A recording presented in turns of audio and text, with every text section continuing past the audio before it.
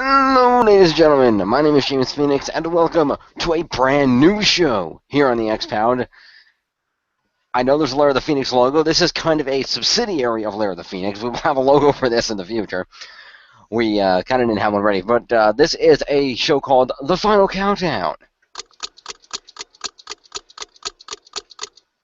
Nice. So, on this program, which we will do approximately once a month, give or take, we will basically get together. I will always be here, for I am the host, and I will have various guests, and we will basically count things down, usually a top 5 list or top 10 list, depending on anything from throughout entertainment, movies, TV, gaming, comics, whatever we decide to do. There will be something, or in the case of something like today, cross-medium. Because today we're looking at the top 5 suits or incarnations of Batman. Yep. I wish we could do ignore that. I wish we could do custom sound effects for Google Hangouts. Because this show really needs a Chris Jericho sound effect. Mm-hmm. We do have... That'd be awesome. Yeah. I suppose. So, this week we're going to look at the top 5 suits or incarnations of Batman, and these could be from anything, whether they are from comics, games, movies, toys, whatever. Any incarnations or suits of Batman, and we'll just go around. We'll all do our number 5, then our number 4, so on and so forth. We'll discuss them. We'll go back and forth about why we like the suits, why others of us might not like the same suits, and so on and so forth. So, who would like to go first? And for the record, if you're watching this, we do have the pictures of the suits here, so you will get to see the suits, so you'll know what we're talking about. Well, Jim, how about you introduce us first? They know who you are. But joining me as usual, the other 2 of the big 3 out of the main 5 of the X-Pound. That's right, folks. I'm bound to determine to have more numbers in this than the promotional video. We have Marcus Shadow from the Shadow's Maw. Yellow. And from the Mole Hole, Chris the Mole. With it. Mole, get the tables! Leans in with Paul Heyman stare. No. I'm going to say yes, but due to people unsubscribing from the network and budget cuts, they're from IKEA. I'm going to have to flat pack them. Nice. For a lot more information on that topic, stay tuned for this coming Saturday night for X Marks with Richter Hammer. Oh, yes. Anyway, tonight we're going to talk about Batman. Yes. So, who wants to go first? It's your show. You can start off first if you want, or you can toss it over to someone. I'll go first, since I'm already talking. Why not? I'll talk about no, because that way I can wrap it up and I can end it out. So, let's go to Marcus first. All right, my number 5. 5 times. No, I'm not going to do that. Hey, you. Yes, you're the official sound effects guy now. The official timekeeper. But yes, my number 5. We have this little gem right here. The PlayArts Kai DC Comics variant Batman 2 figure. It's a toy. I don't own said toy. I do want it. Yeah, this one is on the list purely for aesthetic purposes because I really like the look of that suit. It looks amazing. It's a badass suit. Yeah, I was actually reading about that suit, and it should be noted for those looking at this that the cape is stationary, stiff plastic on that, and that while some people might think looking at that makes it very unwieldy and hard to get the figure to stand up, the back of the cape being as low as it does and where it is actually balances the figure and keeps it standing up, contrary to belief. Yeah, because he's got it flared out, it actually makes for a wide base, which anyone who's taken physics knows, yeah, that's what you need for balance. So, but yeah, I really do like the look of that suit. The only complaint I would have with this, and again, I've not actually seen the toy live, I've just seen images of it, but the only complaint I would have is he comes with a sword, and Batman with a sword, and I know he's used them in the past, with like League of Assassins and stuff, it still looks weird to me, but I think because of kind of where this version of Batman is supposed to exist, it makes sense. Because for those unaware, the PlayArts Kai line is the Square Enix produced line. So yeah, this is basically Final Fantasy Batman. So hence why he's got a sword. But yeah, I Okay, still then. think it looks It cool. looks sort of like a bulkier, and I don't mean any offense by this, less a pleasing version of Batman Begins. The belt even looks the same. A little bit, yeah. I think it's better than the Batman Begins suit because it looks more streamlined, more like what Batman should be. I think the reason it looks a little bulkier is because they gave him a collar on the cape. Oh, I don't mean that. I mean like it looks like he has bigger shoulder pads and stuff like that on there. And it's like more bigger spikes on the armor and stuff. Yeah, a little It bit. looks like it's meant to be more like a samurai armor Kind of. to a certain degree, which totally makes sense for it. Yeah. Yeah, it's supposed to be a stylized version of it. But yeah, that's why I chose this one. It does look cool. cool. Yeah, I don't know any of the history behind it. I don't know the character of this Batman because Jim tried to look up stuff on it, and it was like literally nothing on who this Batman was, who this version of Bruce Wayne. I'm assuming it's Bruce. Bruce Wayne was. So all I can say is I think it looks awesome.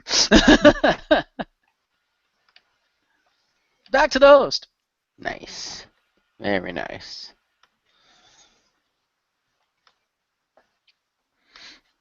And all right. So, next up with number 5, let's go to Mole. My number 5 is this one. Let me know if when it changes.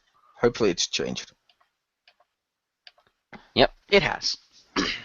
This is Batman from the Elseworld comic, Gotham Noir, or Gotham Noir, depending on which one you want to pronounce it as. I go with Gotham Noir. And it's basically Batman. Yeah, he may or may not even exist in this. He's basically, it's left ambiguous and up to the reader whether or not he actually exists. There's also a scene with Bruce where you don't know whether or not Bruce knows Batman's real or not, so it might not even be Bruce Wayne. He might just be a complete fabrication of Gordon's psyche and stress in his job and stuff, because he's the only one that's ever there every time Batman appears. So it's almost like he could be a fictional manifestation of all of his fears, his anxiety, and also his subconscious trying to help him out. Genius. Completely love that idea. And it is a version of Batman, I will say that, but whether or not he exists is up to you. I like to think that he doesn't, because it makes the story that much more compelling. But that was my number 5. Back to Jim. Alrighty. So, for my number 5,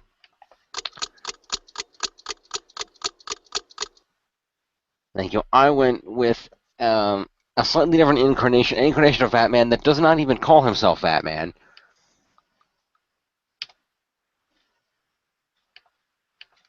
I went with Owlman. Nice. Indeed. Particularly this Owlman, because he has the best costume, in my opinion. He's had about 4 costumes over the years, depending on the incarnation of Owlman to which you refer. This being one of the probably the most outlandish of his costumes, the most normal one being the one seen in Brave and the Bold, where he basically looked like Batman with a little more blue on his costume and a slightly different logo. Mole probably knows that one. But Owlman is Thomas Wayne Jr., the non-existent brother of Bruce Wayne in the main universe, but from a parallel universe. Which Earth is it, Mole? I believe Earth 2, Earth 2 usually? Let's say, yeah, I think it's Earth 2. So from one of the DC 52 universes, Parallel Earth 2, this is the current one, is a universe in which the Justice League are actually the greatest, rule the world as horror supervillains, including Owlman, who is this incarnation of Batman, along with people like Ultraman, who is the anti-Superman, Superwoman, who's the anti-Wonder Woman, so on and so forth. And Owlman's deal is that he is Thomas Wayne Jr., again, the brother of Bruce Wayne, who in that world existed, and he's the one that survived. And instead of being inspired by a bat to avenge whatever happened, I don't know if his parents actually died in that universe or not, but He instead was inspired by an owl and therefore became Owlman, which is basically the same thing, except everything he did was inspired with owl-themed stuff instead of bat-themed stuff. And not just because I love bird-themed things, because you know that I do, but I just really like this cool suit. And then look, it's got the big wings on it, which look really badass. It's got like a steel feel to it. The belt has got a cool owl on the belt. The helmet looks badass, and it's like high tech more so than the cowl usually does. And just it looks really awesome. I will say that does look cool. However, I will say I don't like that logo on the belt. On that picture, it basically looks like a cock with balls. A Right little bit, above yeah. the penis. That's all I can see. It's like, yeah, look at my cock. I Pretty also much. do have to say. Oh, go ahead. Yeah. Sorry. I will say that if you look up an image for the version of Owlman that appeared in Batman Brave and the Bold, he has a better looking Owlman logo. I will agree with you on that. I also do have to say, to me, it seems like DC basically kind of ripped off one of their own characters that I don't think really got a fair shake in the DC universe that I actually really like. Because his outfit looks like a slightly more modernized, high-tech version of Hawk's outfit from Hawk and Dove. And I love the Hawk. He was fucking amazing. And I liked his color scheme better because his color scheme was red and white. For obvious reasons, Hawk. But yeah, because like Hawk's like cape was a lot like Owlman's, where it was like wings and feathers, kind of. It was like, it was split apart and went down his back, so it looked like spines coming down off his back, kind of like how Owlman's is for the wings and stuff. It looked awesome, and the helm is very similar to Hawk's cowl, at least in my opinion. A little bit. I don't know. Yeah, I don't know could see that. Wolverine's. But, no, I could see that, but that might be not necessarily ripping off. They may have been doing that more as a slight homage as well, because they've been known to do that. Like, earlier before we went to record, I did show Jim a costume that Batwoman's had, which was done as an homage, but I'm not going to say what that is. But it was a pretty cool costume. It was. Fair enough. We'll show you the image after the podcast of that one. Fair enough. Continue. So yes, that was my number 5. Of all the Owlman costumes, I like this one because it seemed like it was the most streamlined. That had the cool futuristic look to it. The steel, it just looked really badass. Not necessarily the best for blending in the shadows like the Batman, but if you're a hero who's a little more overt about your, being out there beating up bad guys, I can see that silver working for you very well. So I would also say that costume would help him blend in really well if he was on the same planet as General Guru, or whatever the hell he was called from GT. Okay, yeah, it would. Yeah, the big planet made of metal. Yeah, I don't watch that show. I got nothing. But he blended well on Cybertron. Anyway, so yes, that is my number 5. Back over to Marcus for number 4. Fair enough. My number 4. Okay. I wasn't going to do it for every number. Fair enough. My number 4. Batman Beyond, specifically the new 52 version. While I have not read the comics, come on, that looks badass. And I usually, with comic characters, I usually prefer the comic version to whatever animated versions there are, just because the comics are usually a higher detail and look better, in my opinion. And Batman Beyond, Terry McGinnis here is no exception. I like Batman Beyond in general. Like, I love the cartoon. I love the concept of Terry McGinnis. I love the fact that the first person to wear the suit was Bruce himself, and he designed it to help because he's old man Bruce that uses a cane. And I know some Batman purists may not like the Batman Beyond suit for that reason, because he's a lot like Iron Man. He's got like jet thrusters on his boots.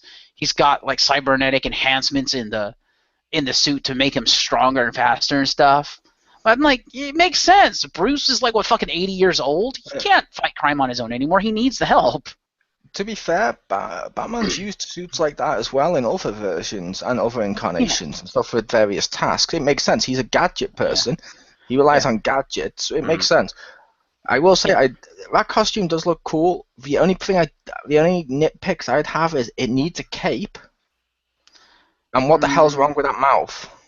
Yeah, he shouldn't have the mouth, and I would say because he didn't have a cape in the cartoon. He had the wings that popped out when he flew. Batman Beyond never had a cape. He did. I'm just saying, from my standpoint, Batman needs a cape. Fair enough. I can kind of agree with that. I do kind It's of like it's like Superman needs a cape. yeah, and I could understand that. I could see that. But certainly, yeah. But I'm still saying that looks cool. Yeah, and I don't recall which came out first, but Bruce himself did use a suit similar to this in Kingdom Come for the same reason, because he's old man crippled Bruce in that one. It's all not quite as old as he was in Beyond, of course, but he was still old man crippled Bruce, so he had like an exoskeletal bat suit with jet thrusters and he could fly. Yeah. So I'm pretty sure one inspired the other. I just, off the top of my head, don't recall which came out first. Fair enough. Fair enough. Yeah, like I said, you had used stuff like that in other versions. I had no problem with it. So yeah, Batman Beyond, Terry McGinnis / Old Man Like- Bruce. Awesome. Like, you could also say it was inspired by Dark Knight Returns. Really? Yeah, he had a big suit in that, designed to give him super strength and stuff, so he could fight Superman. Ah, fair enough. Indeed. Back to Jim. And if I recall, didn't he wear basically Hulkbuster armor to fight Bane at one point? He did try that at one point, yeah. In some, I think that was in the cartoons more though, but he may have used that in the comics once as well. Yeah, I specifically remember it happening in The Batman, because I did see like the first season of that show, and I remember him having the big ass armor and fighting Bane. I remember getting damaged, and he was like stuck in the armor, and he was like, "Alfred, need pickup." Yep. Fair enough. All right, there we go. Okay, Mo, how about your number 4? Certainly. My number 4 is, and I hope you're all on the edge of your seat for this one, Oh yeah, Earth. There we go. Do you see it? yes. Earth 1. Ooh. And it's also worth noting they deliberately spell Earth 1 with O-N-E, not with a number like they normally number the worlds. It's actually spelt that way, which there's only been 2 heroes in that world so far, Batman and Superman, because it's a world they can touch upon and have fun with. But this is more for the look of the suit. That just looks cool. That suit looks cool. The adaptation, it's similar to how Batman normally is in the comics, but the suit just looks more streamlined. It looks more perfect. It has the reference to the old yellow Batman logo, which I do like that logo, and it's on Batman, but it's still the darker colors that people are used to and stuff, and I think that's a cool suit. I agree. It looks good. Indeed. So back to Jim. Alrighty, over to me. And Earth 1 is still Bruce, right? Yes. Yes. Ah, cool. So, from the suit that still looks like the Batsuit to the suit that looks nothing like the Batsuit, for my number 4, because I've always just loved the concept of this character.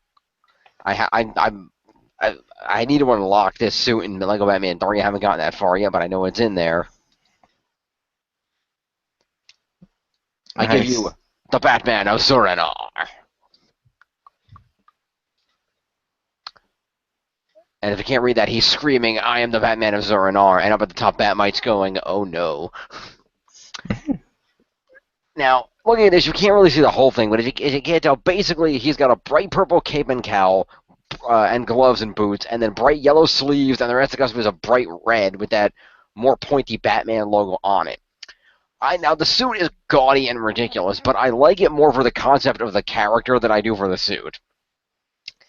And there were 2 incarnations of what this character represented. The original version from back in the Golden Age was that Batman got transported to another planet where he met the Batman of Zur-En-Arr on the planet Zur-En-Arr, who was basically a guy who had been watching Batman of Earth and admired him and made himself out to be a Batman for that planet using some slightly different gadgets and stuff that applied to that world.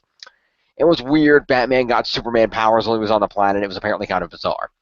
That version, okay, I don't really care about that. I really more love the secondary version of the character that was more relevant in slightly more recent times. And that is the Batman of Zur-En-Arr, who is actually our Batman, but is a different personality. Effectively, Bruce Wayne, because he prepares for literally anything because he's Batman, was also prepared in the event of a psychological attack that might render his psyche unable to function. And as a result, he went to a friend of his who was a psychologist. I cannot remember the character's name, but he went to a friend of his who was a psychologist and literally had himself mentally trained to instill this secondary personality within his mind. That's the Batman of Zur-En-Arrh, to effectively take over in the event that he himself, his normal consciousness, was incapacitated and unable to be the Batman, so there would still be a personality in there to be the Batman. The difference was this particular Batman, as he himself was quoted as saying, "I'm what you get when you take Bruce out of the equation." And this Batman was known for being a lot more violent and more willing to kill people.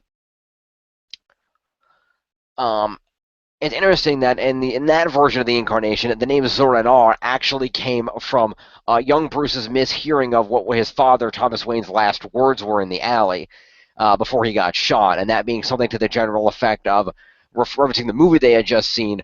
It's something like, it's ironic, today they'd throw someone like Zorro in Arkham, which he heard as Zur-En-Arrh. And so that became the name of the personality that he had instilled. And at one point, as you can see, that actually did come to pass here. And it was also, at least, I don't know if stated or implied in that version of the Batman when this character came out, that Batmite was also a figment within Bruce Wayne's own imagination, who was instilled there to keep the Batman of Zur-En-Arrh in check so he wouldn't go too goddamn crazy. So I just love that entire concept of it's a Batman that's within Batman. That's like fucking awesome. Yeah, that is kind of cool. I just love that entire concept. The suit's gaudy and ridiculous, but the concept is that there's a crazier, more insane Batman within Batman. It's like, oh, man. I will say the suit is a little ridiculous. However, I'm not going to say it's godly, because look at that suit, Marcus. Yeah. Replace the yellow on it with skin color, and replace the red and purple with yellow. Is that not Wolverine? This is true. Kind it's pretty of close. Yeah. So basically what you're saying is the Batman of Zur-En-Arrh is basically the darkness that's ever present that's threatening to consume Bruce. Something like that, yeah. And it's cool. yeah, it's kept under control by the supposed Batmite figment in that incarnation. Although it's hard to say whether that was related, because when he became that Batman of Zur-En-Arrh, he had the device called the Bat Radio, which was given to Bruce Wayne by the alien Batman Zur-En-Arrh back in the Golden Age.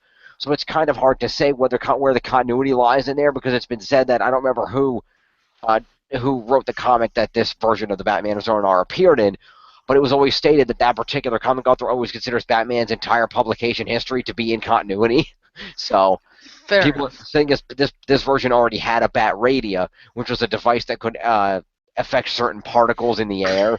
And it was the reason, like I said, in the original version, when Batman went to the alien planet, he got Superman powers, and this device was what eliminated those powers, or at least could work on doing so, and it could disrupt, bad guys' weapons and stuff.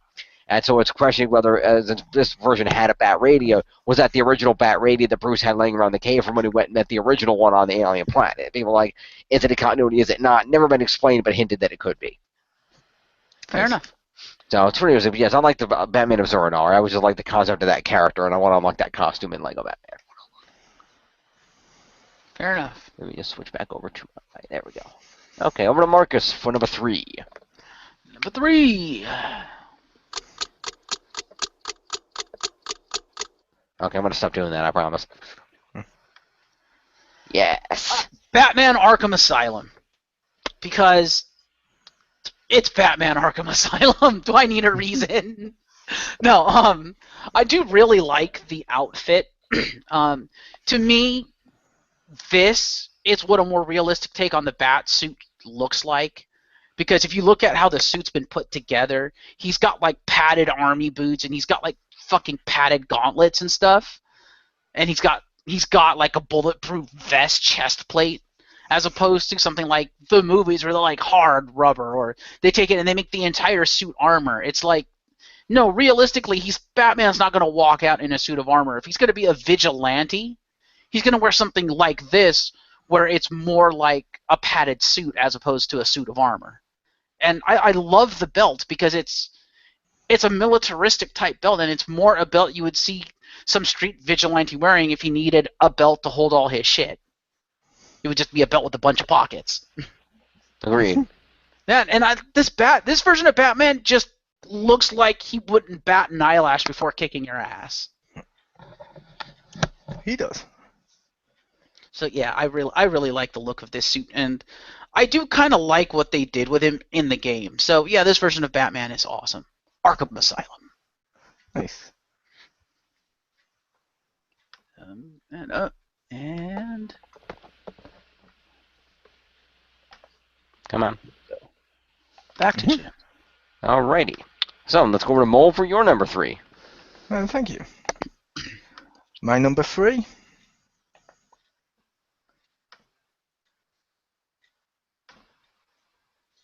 Hopefully it's loaded. Okay. Yeah. New 52.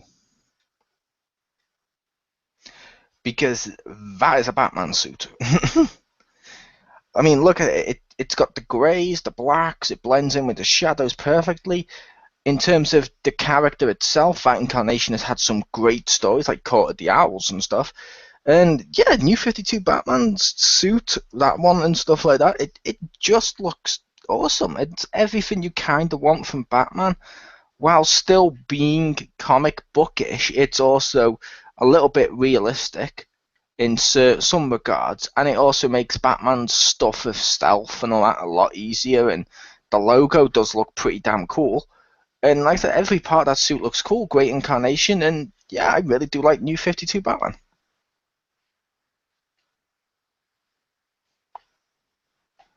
Fair enough. Very nice, very nice. It is a good Batman. And I particularly like the boots on that bat suit because they look like they're good, solid, like really sturdy, like possibly even like almost like a metal lined boot that you could believe that even when he's kicking guys with them, it really hurts. Yep. I think they just did a great job with the New 52 and of combining all elements from various sources of Batman, including Arkham, Batman Begins, going back to the Frank Miller stuff, and just incorporating everything that worked into one suit and just making it almost like the perfect Batman suit. I know people are probably saying, that's not the perfect Batman suit, and why isn't that your number 1? Well, wait till you get to 2 and 3, people.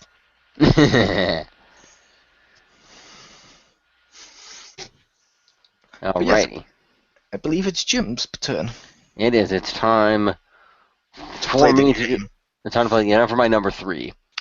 So, it's for my number 3 because I've seen this online going, I want to read this comic, but Lord only knows if I'll be able to find it. But this is just kind of an awesome concept. It's one of those Elseworld concepts, or whatever the hell they called them in DC. Because I know Elseworlds is a Marvel thing, right? Nope. Elseworlds is DC. What if it's Marvel? Right. Thank you. Well, this is from an Elseworlds then, and I kind of like this particular one.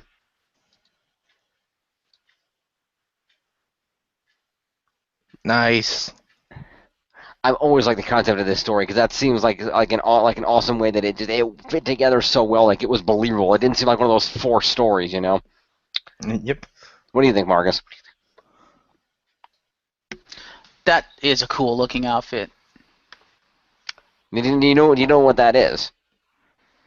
I'm gonna say it's Clark Kent in the Batsuit.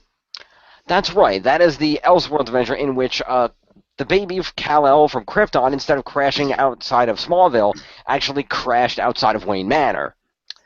The Waynes, who up to that time had been unable to conceive a child, took in the baby as their own and named him Bruce. He then saw his parents murdered at a young age, which resulted in him developing his powers and incinerating the murderer with heat vision on the spot, which is kind of awesome. At this point, he learned to control his powers and vowed to use these powers to avenge his parents' death by becoming the Batman. Although, I believe, correct me if I'm wrong in the story, he eventually does remove that suit and become the full-on Superman, does he not? I believe it starts to go that way right near the end to give it more of a bright, cheerful ending, yeah. Yeah. I do believe I'd have to reread it, because I do own that comic. Nice. But yes, that is the Super Batman. I just like the concept of the character of, it's what if Clark Kent were the Batman? How would the two, the bright, good Boy Scout personality of Superman contrast with the dark, pessimistic personality of Bruce Wayne? How would they work as if it was the same person? And that's kind of cool to see. I love the fact that Clark is darker than Bruce. Like, he incinerates... It might not have been his fault entirely because the powers just kind of manifested, but he incinerates the bad guy. And if you look at this suit, his cowl has no mouth. It's a full mask.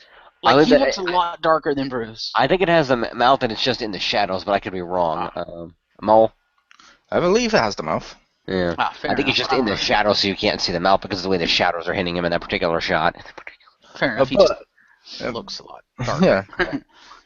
But I do like that. But I will say, arguably, it's not the suit of the personality of Clark mashing with the personality of Bruce Wayne. It's literally the personality of Bruce Wayne overriding completely Clark, because he didn't have the influences that made him have that boy scout personality, True. which in itself is always great, like Red Sun and stuff.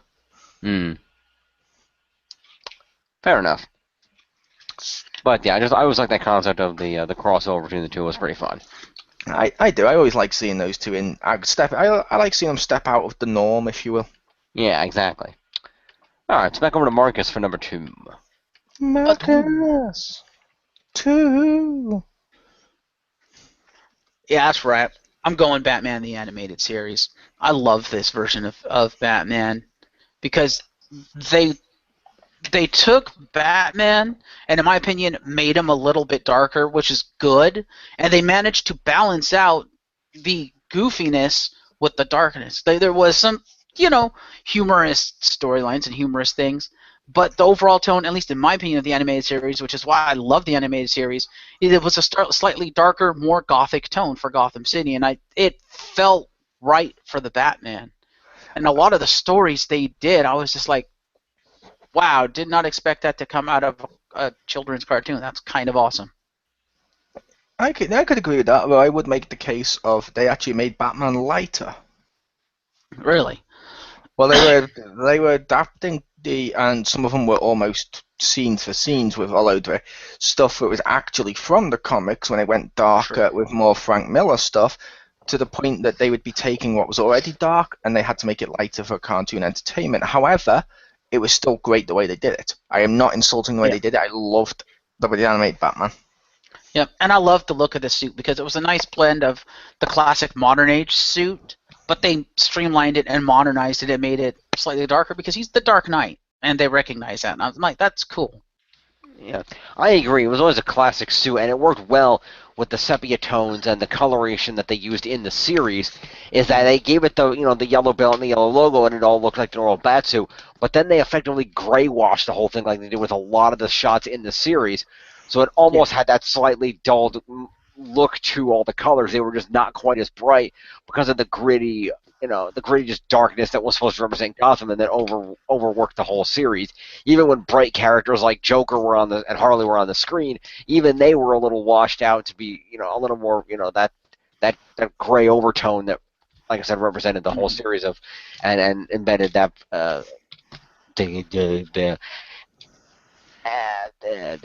you know what I mean. Do you? Yeah. And embodied that whole version of Gotham. There we go. Jim forgot how to talk. I did for a second there. I'm sorry. But yes, Batman the Animated Series. Also, Kevin Conroy's awesome. Come on. He is. Yeah, you'd have to excuse Jim because his number 2, he's got it already preloaded up. It's George Clooney, and he was distracted by the nipples. Yeah. If that is your number 2, I'm going to feel so guilty.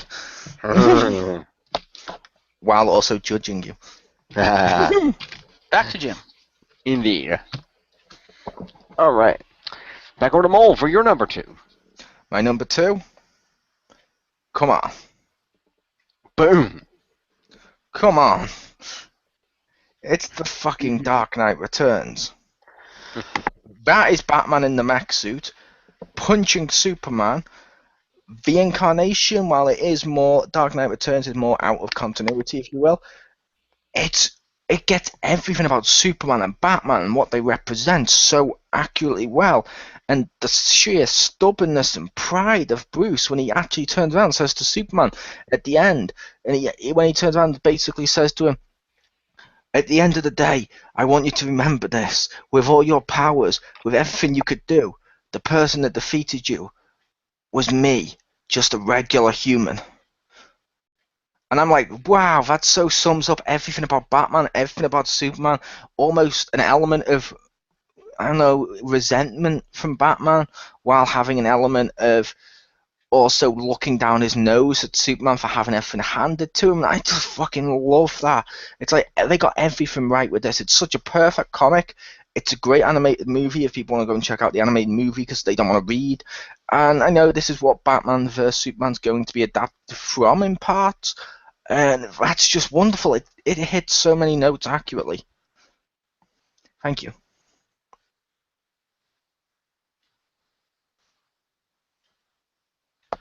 Very nice. Thank you, Mole.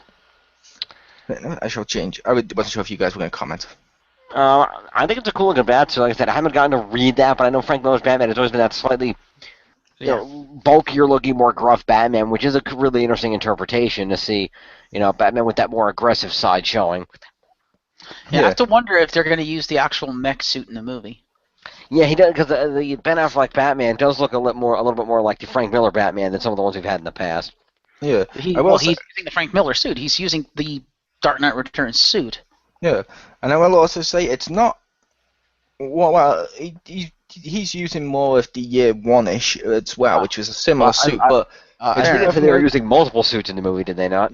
Yeah, they did. But it's also worth noting that it is a mech suit, but it's not like Iron Man's fucking armor. He is muscular enough to be able to use this accurately. It's just there to enhance all of his strength and stuff. So when he punched Superman, instead of necessarily needing kryptonite, his suit, almost like Lex's, was able to give that super strength to just go fuck off. And I like I said, they do so much so right with that. It's so great. Indeed. Fair enough. Alrighty. Well, thank you. So, for my number 2. Number 2. We're going to backtrack to what Marcus was discussing earlier a little bit.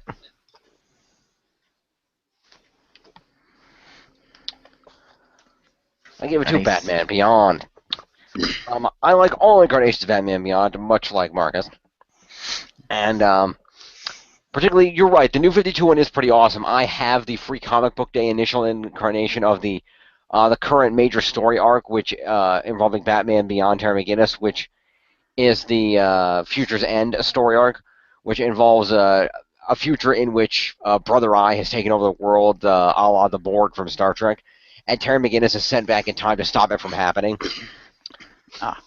which is pretty badass. But overall, Batman Beyond has just been awesome in general. I've been reading all the graphic novels that have come out recently with all the story arcs leading up to the current Batman Beyond 2.0, in which Batman is operating with Dick primarily as his mentor, but Bruce is still in there on occasion. And it's kind of interesting to see. And even in the animated series, I always love the animated series. I thought it was always great to see. This is the world of Gotham. What has changed from the past. This is what Bruce has become with what he's done. What has happened to his rogues? What has happened to the world? How does Terry react to these things that he's learning about for the first time, but that we already know about? But because they're new, we're learning about them through Terry almost.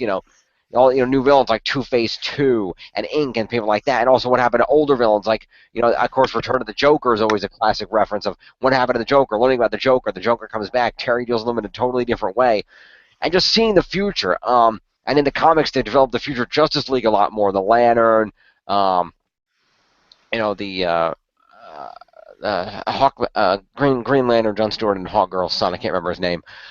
He's in there, and Barda and a lot of the others, just seeing all these characters in the future and how the world has changed but is still the same. I always love those kind of stories, whether it's prequel or sequel, where you're seeing a similar world and you're seeing the ways that it has changed and it references the original.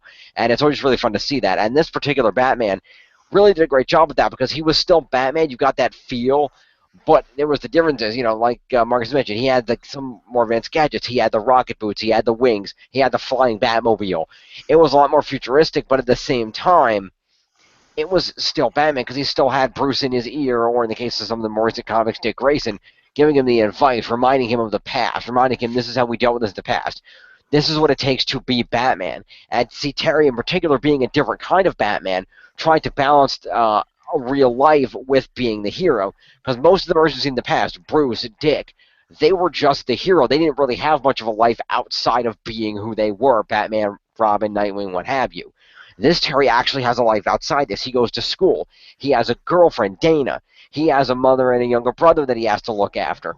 he has a life outside of this, and it's really interesting to see him trying to balance that with being the Batman, and at the same time seeing Bruce try to realize with the fact that maybe the way I did it was not the best way. I mean, look at me now. Do I really want this young man that's risking his life to carry on my legacy to end up a grouchy old bastard like me? And just the combination of what Terry himself accomplishes as the Batman, the original ways he takes villains down. He shows himself to be the true Batman by always, being willing to put himself out there for the people. But at the same time, he's his own man. He laughs in the Joker's face, and it just completely throws his game off because Batman doesn't laugh. He finds unique ways to fight new versions of the old villains and even his new villains. It's just great. I love Batman Beyond. I love it. That's why I'm reading all the comics. The new ones are coming out soon. I'm gonna read those. I can't wait to read those. I love the animated series. I love Batman Beyond. I like Batman Beyond. I think they did a great job, and I don't mean disrespect by this, Spider-Manning Batman. They did, yeah. I will give you that. But I think it worked. To its credit, it did work. It's like they always take inspiration from each other for various stuff, and this one happened to work. The only thing I had negative with this was based on the ages of the characters and stuff. I'm sorry, Dick would never have given up. Dick would not have just been fucking nowhere throughout the whole cartoon much. He would have done something. He would have been a lot more active than he was, and it's like, you know what I mean? Which they kind of fixed in the comics and stuff, but it's like, I miss Dick in the actual cartoon. I think they should have used him more. I can agree with that, yes. And it does make sense, because unfortunately the storyline that they worked out, which was explained more in the comics, but it still didn't make a whole lot of sense, is that there was some kind of thing where Nightwing started working with Batman again for a little while, and Batman wasn't used to a partner, and he got Dick shot up by the Joker. It's like, Bruce is a little too good for that to happen. I'm sorry. I don't buy that. But, Also, Dick's too good to allow himself to just be shot up. Well, the fact of the matter is the idea was that Joker fired the gun and Batman whipped his cape into the air for the misdirection of the cape so the bullets would go through the cape. Unfortunately, Dick was behind the cape and might not have seen the bullets coming. I don't know. Yeah, I'm like, it seemed like an excuse to get right off Dick, and I like Dick, but yeah, they did a great job. They did a great job, like I said, Spider-Manning it, because in Spider-Manning it, you essentially have the relatable character that the children can like, which is Robin, with Batman as one, and that's a cool idea. Yeah, it works interestingly. It's pretty cool to see. And I will say, I did like Ink. Ink is a great villain. I agree. Yeah, a lot of future villains. Yeah, a lot of the future villains are really good. Ink, the Soundwave guy, I liked all the villains they did in the future. I didn't like them doing the older ones like Mr. Freeze with the spider crawling, or Joker who was someone else. I'm like, oh no. But you gotta admit, Return of the Joker was awesomely done. It was slightly awesomely done, but I still think it's slightly overrated as in the same way of okay, I get Joker did this really convoluted way of putting himself in that dude, but come on, there's no way he should act exactly like the Joker and have all the same memories as the Joker and everything like that, because it's just convoluted. It's like, you could have just gone with something else, like a fucking time portal would have made more sense. Yeah, I can see that was interesting they did it because of the technology, that he put his mind into the microchip and that's took him over, which was a clever way of doing it. I agree, with the technology at the time, it was a little hard to believe that he could have pulled that off, but I guess anything's possible. The other thing, too, because they've established, at least in the cartoon, that when Joker basically put himself in Tim Drake, that version of Joker was different to the Joker. It wasn't the same Joker. He was similar because he's still Joker, but he was different because he was Tim Drake. Yeah, but when I watched it, I felt he was exactly the same. He even makes reference to, oh, that's not what we did in my day, and all this, and it's like, the way he acted was, and it didn't help that they got the same voice actor. It was pretty much exactly the same Joker. Fair enough. And I didn't like that. But like I said, other people may like that. I was just speaking from a personal thing. I liked all the new villains, and I liked like the Jokers, which were inspired by Joker. I thought that's pretty clever. That gives him his own take, and like the Harley Quinn's granddaughters and stuff. I was like, that's cool. I like all this stuff. I just didn't like when they used the pre-existing villains. It's like, oh, come on. It's sort of like Spider-Man 2099, which everyone should check out, which was fucking awesome. Mm-hmm. They had new takes on existing villains, and it worked. The only one they had that was one of the old villains was Eddie Brock, which kind of worked with how they did it, but the rest of them, I preferred new villains that are similar to the old ones than the old villains, because it's like, oh, so he never really truly defeated his own villain. Mm-hmm. I didn't like the fact that they referenced that Two-Face disappeared and then they never mentioned what happened to him. He became One-Face. Oh, apparently. Ha! One-Face to my review. Boom. Boom.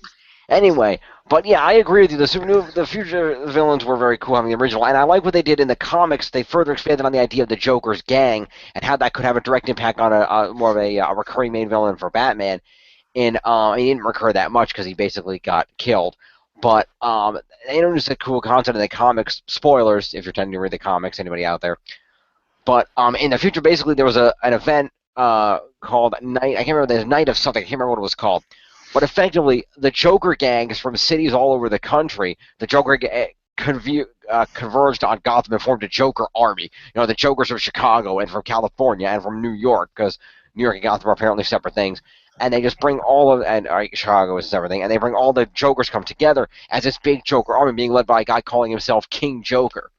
And it's basically they all start suicide bombing everything at Gotham at the same time, just destroying the city. And the police are overtaxed, and Batman is getting his ass kicked, and Dick Grayson comes out even with a bullet in his spine, which again, stupid, to help out. And there's just this big story arc, and they reveal that the guy that's the King Joker is actually Batman's girlfriend's brother.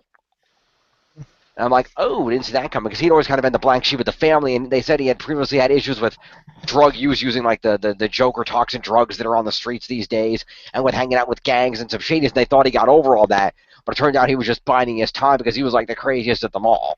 And he had a cool King Joker suit, and he had a big badass fight with Batman, and they worked in this weird arc where he got killed in the fight, but because Bruce Wayne was dying because his liver was failing from getting punched in the liver too many damn times, and he actually ended up getting King Joker's liver inside him as some kind of a cruel irony.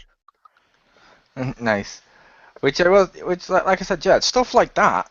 I liked stuff like that because effectively he has a personal connection to Joker once again, but in a brand new way. That's not like the other Joker, and stuff like that is unbelievably cool to me. I find stuff like that cool. Just Mr. Freeze with spider legs, no. Yeah, I'm glad I have not seen that episode. He's not the fucking guy from the Mask cartoon. Oh, but you have to admit, he made for a cool Lego fig in the Lego game. Ha! Lego fig in the Lego game. I see what he did. That made it for a cool. I see what he did there. But yes, Batman Beyond is my number 2. So let's go over to Marcus, and we'll go around for the number 1 Batman suit or incarnation from each of us. I am the one. But yes, Jim, in the Lego Batman 3, if you get the Batman Beyond pack and you get Mr. Freeze, if you hold his transformation button, his head pops off and grows spider legs. He does. Okay, then. And for some reason, his head is bigger than the rest of his body. Explain that one. It's frozen in ice. The ice makes it bigger. But yes, my number 1, my favorite incarnation of the Bat. And this should come as no surprise. Yeah, it's modern age Batman. This is the Batman that I grew up with. When I think Batman, that's what I see in my mind. That logo on his chest, to me, is the Bat logo on his chest. Again, this is the version I grew up with. It's the version that got me into the comics, and I always loved the color palette, the gray, blue, and yellow/gold. I chose this picture because specifically I like it when they get an inker like this that takes Batman and makes him darker. They give him like a dark, almost navy blue, and they darken the tint of the gray and stuff because he's the Dark Knight. He shouldn't be in bright fucking blue. No, that kind of goes against the Dark Knight. That kind of goes against, Batman attacking stealthy from the shadows. Yes, I'm gonna attack stealthy from the shadows in a bright fucking blue, with a bright fucking blue cape. No. Would that have been the Batman you grew up with? I thought, based on your age and stuff, I thought you would have grown up with the Adam West era. No, that was before my time. That was in the 70s. But yeah, no, I always loved this version of the Batman. Just to me, this is Batman.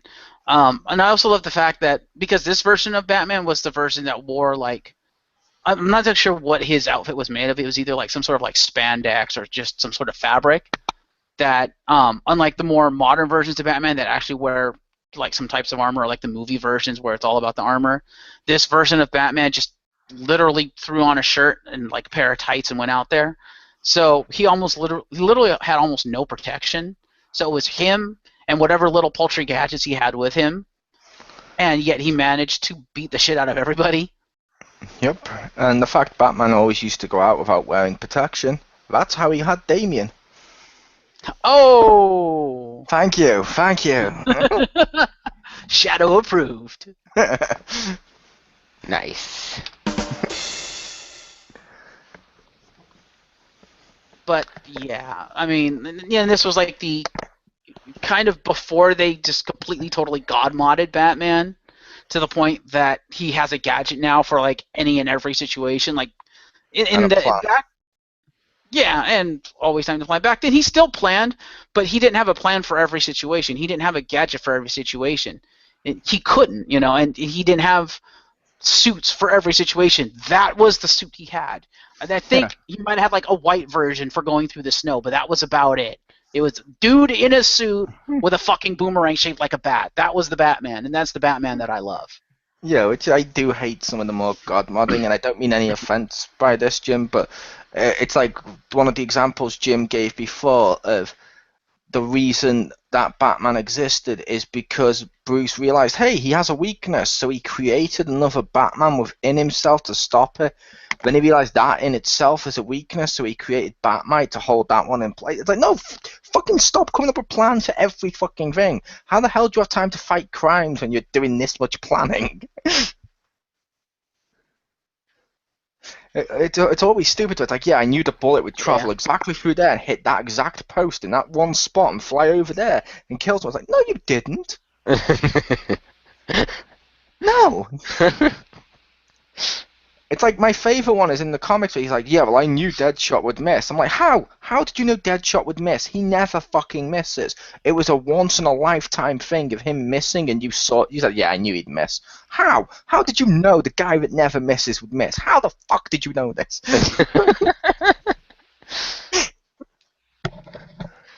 The other thing I loved about this version of the Batman that I hate what they've done with him in this respect is with this version of Batman that I love is that Bruce recognized that he wasn't God, that he didn't know everything, and that to become the Batman, to become this vigilante he wanted to be, he needed help, he needed training, he needed people to teach him stuff because he didn't know everything.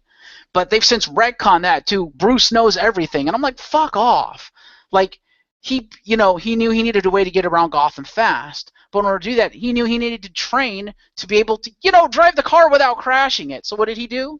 He went to a race car driver and said, teach me how to drive. So he did.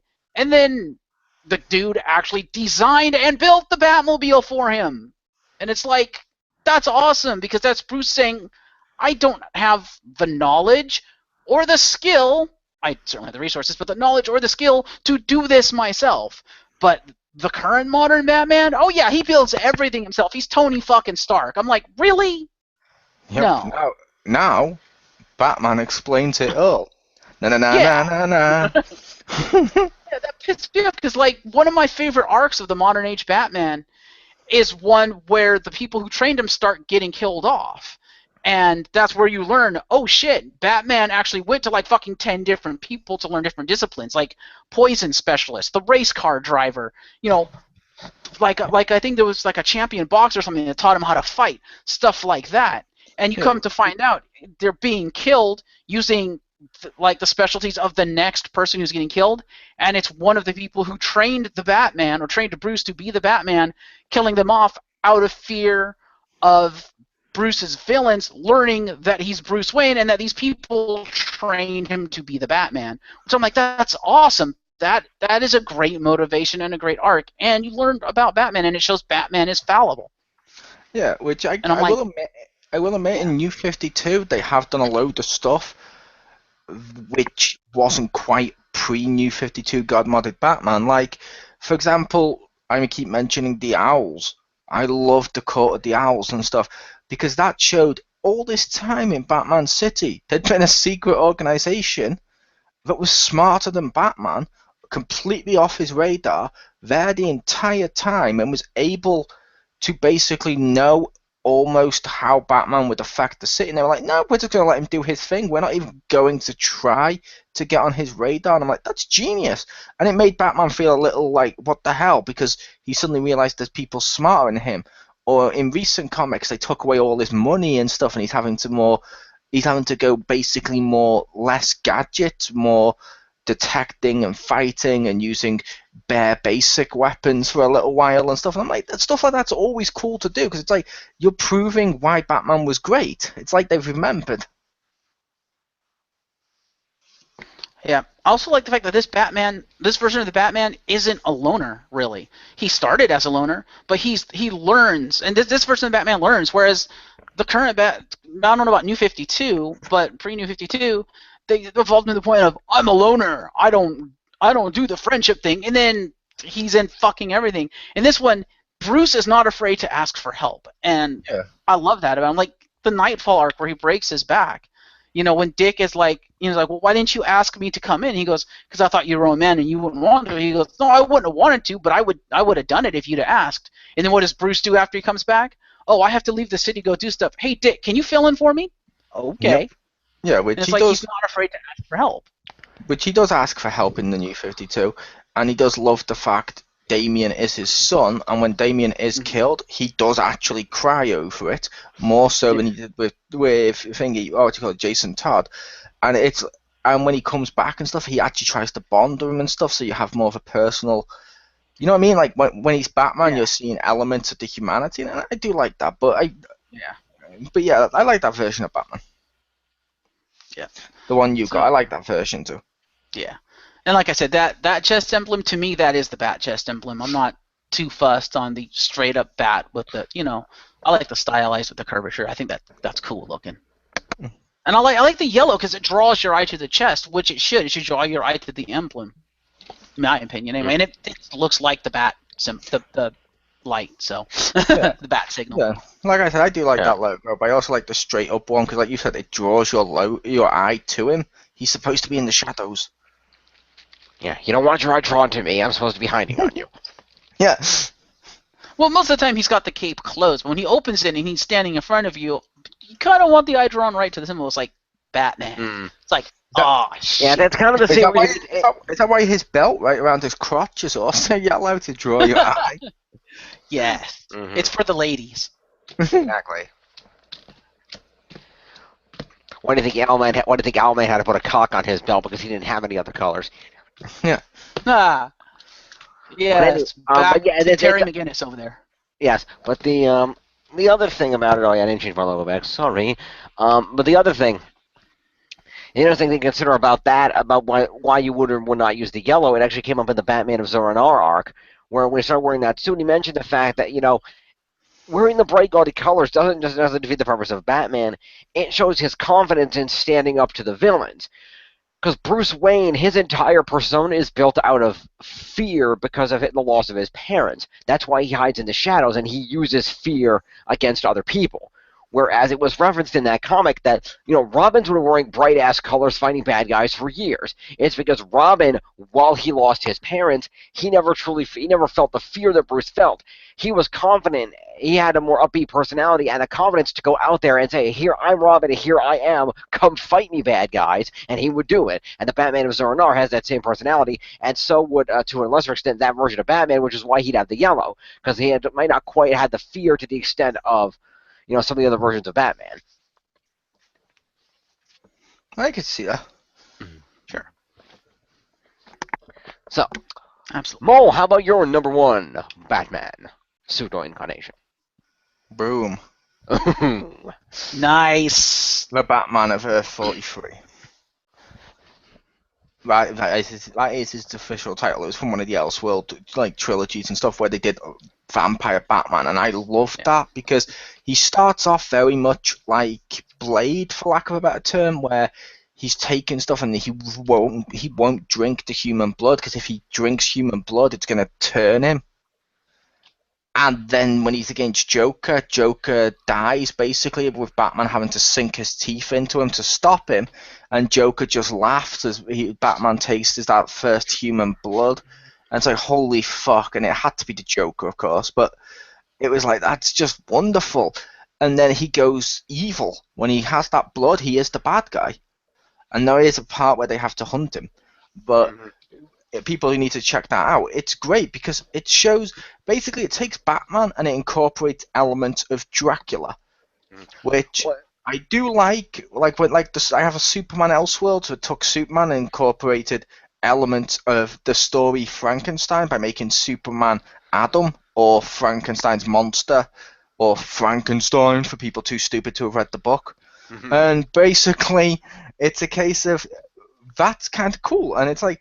Batman mixing it with elements of Dracula or Dracul or whatever pronunciation you want to take with that was fucking awesome because you don't see that. You always see Batman in the shadow and all the bats and stuff. He has that element that's almost vampiric about him anyway. Then when you just say, okay, he's a vampire, you don't turn around and say, wait, why is he a vampire? He shouldn't be a vampire. You actually go, oh, that makes perfect sense. And I like that. Fair enough, I agree. And wasn't the arc that he actually intentionally became a vampire in order to have the ability to fight Dracula? I believe I believe in at least in one of them, because I know he has turned into a vampire a couple of times. He didn't deliberately turn into a vampire to fight Dracula. He just happened to turn into one as he fought Dracula because vampire bit him. Ah, fair enough. Because I know in one of them he had them. I know, and there was a version I was reading about because when I was trying to compile the list, I read a few versions of that one, and one of them was that he intentionally took the vampire powers in order to become to fight Dracula. Yeah. And then he made sure that Alfred killed him before he could hurt anybody. But then for some reason Alfred unstaked him, and then he came back to life and he murdered everybody he knew. Yeah, which they've done that as well. Which, like I said, it's awesome, and I do recommend people check out the Elseworld ones with Vampire Batman. It is totally worth checking out. Nice. Very nice. Cool. Well, I have to ask, why is he like Bane levels of musculature? What's up with that? Because that was like the cover. It was like for dramatic purposes to show how strong and scary he is, so they've made him more monstrous. Yeah. Fair enough. And most of the time in the comic, he's not that monstrous, though he has appeared like that. Sometimes it's like flexing with all the vampiric strength. Fair enough. Yes. And I will leave since that was my last one with Kapow. Kapow. Kapow, kapow, kapow. I had to do the Kapow and then show Batman punching Superman. Why not? There you go. You had to. It was obligatory. Which means, based on that picture, Roman Reigns, eat your heart out. The Batman punch is stronger. No. Ooh. I'm making the joke just because everyone always assumes it comes from the comic with Superman. They do. Anyway, so I guess that brings it around to me to wrap it up. With my number one, the final Batman incarnation that we will have this evening. Now, it was mentioned earlier that we all had some concerns about Batman being God-modded in certain incarnations in the past, being able to plan for everything, having an answer as, I knew the guy that never misses was going to miss his shot that time and everything else. No. It's gotten ridiculous. It has. I don't know. What? I'm just saying, oh no, if that's your build-up to your introduction, I'm like, oh no. Because, yes, that Batman is God-modded, but I think there is probably one way to God-mod Batman worse than that. There's one Batman that is far more God-modded and should, by all accounts, be literally unstoppable, and yet, apparently, at least there was a challenge. And yet, if there was a hero that I needed a hero to save me, I would call this guy. Because if you have a God-modded superhero and he's not enough, why not add another? I give you the most God-modded superhero of all time, Darklaw. Nice. I would have. When you said by all accounts he should be unstoppable, I thought it was going to be either Green Lantern Batman because of all the willpower Batman shows he should be unstoppable, or Yellow Lantern because of all the fear. I did not expect Darklaw. Yeah, no, because the thing is, with the Green Lantern Batman, he was fucking terrible as a Green Lantern. Yeah, but I'm saying for all accounts and purposes, he should have been good. Should have. Because Batman is the human on Earth with the best willpower ever. True, but he's also got the most fear, because it's that fear that drives him, and that kind of affects the. Because I think it's more along the lines of, because he's got that fear, that affects his ability to use the will to be a Green Lantern. But at the same time, that strong will of his affects his ability to properly use the fear of the Yellow Lantern. So I think that's what his actually, because he has both, it actually prevents him from using either ring successfully. He should put them both on Mandarin style. It's kind of like in that one scene, the story mode of Injustice: Gods Among Us, where he basically Sinestro takes his ring back. Was it that? What was it? No, it was the not that version. What the hell was that happened in shit. It happened in shit? No, there's what was it that I saw that in? Once they were fighting. It was in the recent graphic novel of the New 52, Forever Evil. That's it. I can't remember what the hell I saw that. Anyway, in the New 52, there's an event called Forever Evil, which is basically I mentioned Owlman earlier, and effectively Owlman and his compatriots crossed over from their universe into the main universe for the purposes of taking it over, because their universe got destroyed. And basically, they destroy the Justice League, and Lex Luthor has to unite all the villains to fight back against these guys and take the world back. And it's pretty badass. But Batman, of course, being Batman, is the one hero who survived getting destroyed by the evil Justice League. And they're not actually destroyed. They got imprisoned in some, I don't know, Phantom Zone thing. I don't know what the hell it was, some bullshit. Anyway, Batman managed to get away and managed to save the bleeding out and dying Cyborg with him. So he takes Cyborg to his dad to get more parts put on to save him again. And at the same time, they go to this. They manage to sneak into the remnants of the Batcave and get some shit.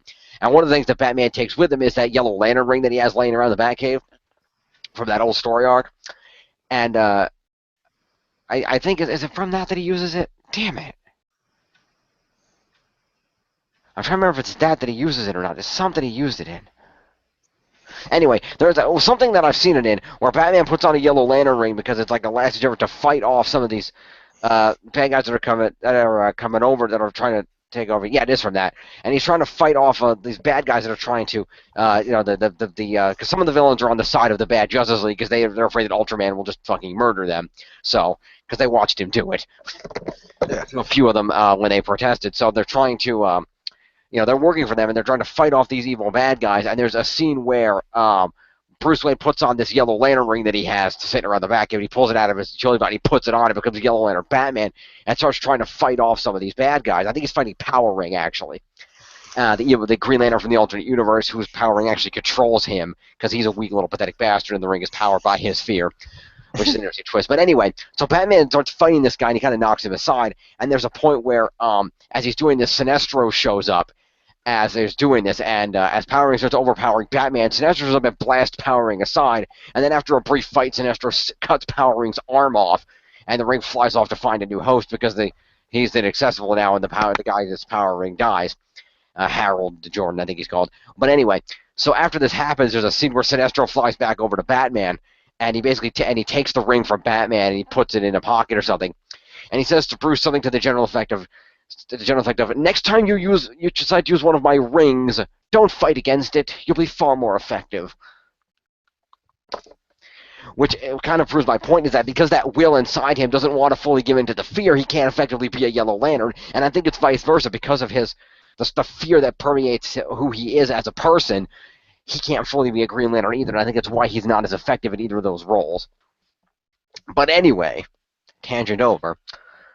Dark Claw.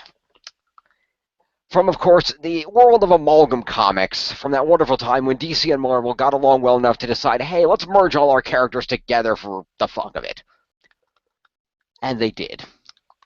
And it was awesome. One of those notable characters you can see here is Dark Claw, who is obviously a combination of Batman and Wolverine. Effectively, Logan Wayne was born to the Waynes, saw them murdered, was orphaned, then got shipped off to Canada, wandered around for a while, Mounties had him, ended up in Weapon X program, got adamantium bonded to his skin, to his skeleton, and then went back to Gotham City, or whatever they're calling Gotham in that, in order to become a vigilante superhero and fight crime. His primary antagonist, you can also see in that picture, is the combination of Joker and Sabretooth known as Hyena. But yeah, I always like the combination of Darkclaw because you've got the God-modded Wolverine who can't die because healing factor, and you've got the God-modded Batman who can overcome anything because of his planning, and you've got what may be the most God-modded hero in existence. It's ridiculous, and yet it's awesome, and I love. I mean, look at that suit. It's enough that like, it's a combination of the Wolverine and the Batman suits, but it's not overwhelmingly either one. You've got the Batman, you got the Wolverine, like the Wolverine headpiece, but the parts of it are bats. You've got the suit that is Batman's suit, but it's got the stripes on it, and where Wolverine normally has black stripes on his yellow suit, but instead they're yellow stripes as the counter to the normally black Batman suit. He's got a utility belt that looks like a utility belt, but also looks like the belt Wolverine normally wears. It's just an amazing concept for a hero. I love that fact that they combine those two, and I love that version of Batman. It's just awesome. It's Wolverine, it's Batman, it's Darkclaw. It's fucking awesome. It's Wolverine with time to plan. Yeah, exactly. And Hyena's not bad either. The idea of being able to combine the Joker with Sabretooth in a way that made sense by calling him Hyena, that was also great, because he's got the musculature and the power of Sabretooth and the insanity of the Joker. I mean, that's a threat in and of itself. Good God. I'm going to make the joke, Jim, of technically speaking, if our hero existed, your number 2 would never exist. This is true. He would never train a Terry McKinnon. Yeah, because he'd never age. Or age really, really slowly. Slowly, yes. Although, in all fairness, he did have a sidekick that was some combination of Dick Grayson and Jubilee. I remember that happening. But yes, so, yeah, Darkclaw. He's awesome. I love Darkclaw. As soon as we decided to do this, I'm like, yeah, Darkclaw's number 1. Yeah. I honestly forgot about Darkclaw. Darkclaw's awesome. I also went on to Amazon because I would like to read the Amalgam comics. I have a few of the individual issues here. I have Speed Demon and a couple others that happen to end up in the donation bin at the library I work at. But, look up Marvel versus DC. Uh-huh. There's been a couple of them. I can't remember which, because I have one of them, and it's the one where the Amalgam universe is basically created. Okay, well, like I said, there's 2 trade paperbacks out there: the World of Amalgam DC and World of Amalgam Marvel, where they each had respective versions of the heroes that they published. And I actually went on Amazon, and they were on Amazon, and they were like $50 each. Yeah. And plus, then they had the Return to Amalgam, which was a thing that happened like a year or 2 later, where they each put out an issue of some additional Amalgam stories. No, but yeah, after the podcast, I'll look it up for you and tell you which one is the one I have, the Marvel VDC. All right, that sounds cool. Yeah, I'll have to check that out, because I would really like to read those World of Amalgam things if I could ever. I mean, I don't want to spend $50 on them, but still, at some point, if I can ever track them down, that'd be fun to read. I love the World of Amalgam. It's just so many. Like I said, I have a few there. I love Speed Demon, the concept of Etrigan with Ghost Rider. That's an amazing concept. The idea of. By the way, you want to talk about God modded? Doctor Strange Fate. Yeah, that too. Sorcerer Supreme that has both the Eye of Agamotto and the Helm of Naboo. Yeah, he kind of can't be touched. Pretty much. But anyway, wrap it up and take us home, oh Feeny. Alrighty. Well, thank you two for joining me.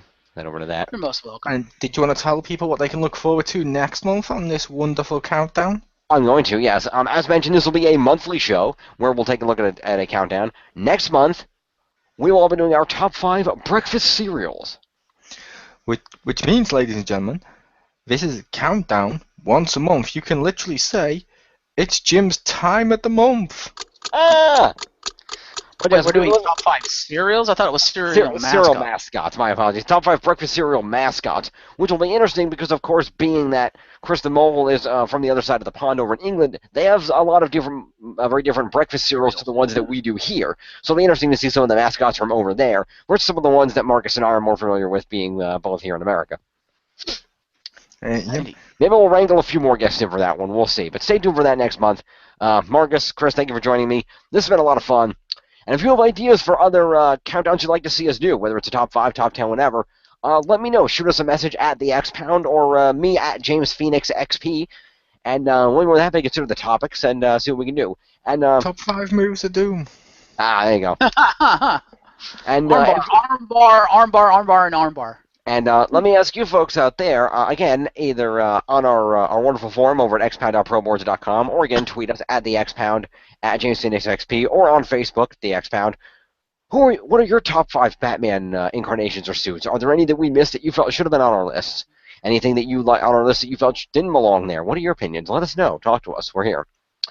It should also be worth noting that your private, well, your personal Twitter account. What do you mean?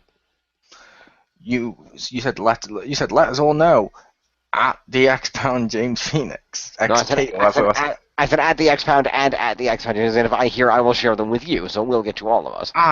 Fair enough. You said it so fast it sounded like you just read one. I was like, wait, what? No, I said at the X Pound or at James Phoenix XP is what I Nice. said.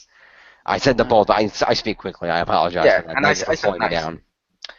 So yes, thank you for joining me. I'm James Phoenix. We'll see you next time here on the final countdown.